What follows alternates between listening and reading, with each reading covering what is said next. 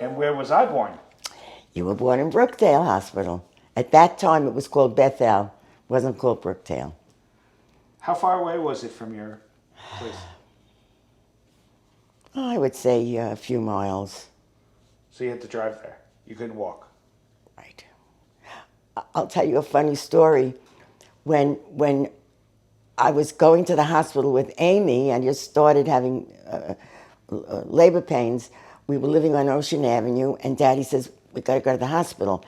I said, I'm not going until you get a certain maternity dress out of the cleaners, because I had to wear, it was a black brocade top with a black brocade skirt. He said to me, well, what's the difference? When you come to the hospital, they're going to take it off anyway and put you in the hospital.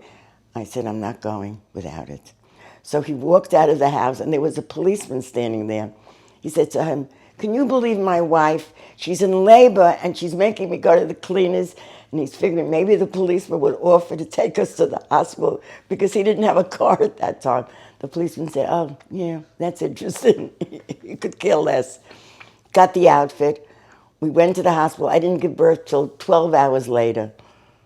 So he was in such a hurry to get me to the hospital, but she wasn't born so fast. So we had the second child, and then the third child was Judith Fran Cooper.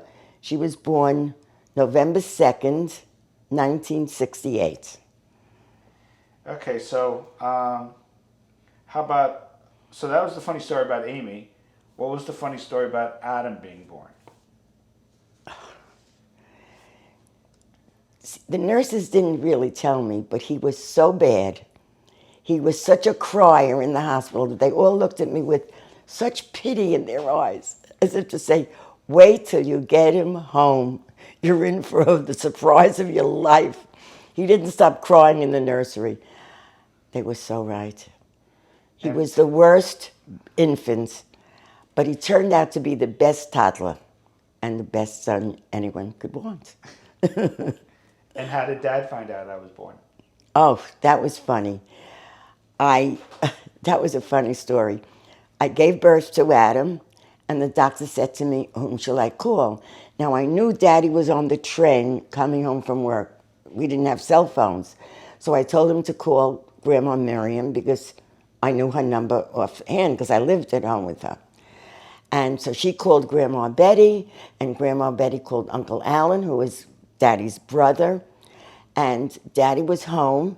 He was with Amy, and he was with the nurse, because we had a nurse at the time. And Alan said to him, congratulations. Daddy did not know that Adam was born. And Daddy said, why are you congratulating me? Because the doctor said, we're going to induce the baby. It'll take 3 days. It took 2 hours.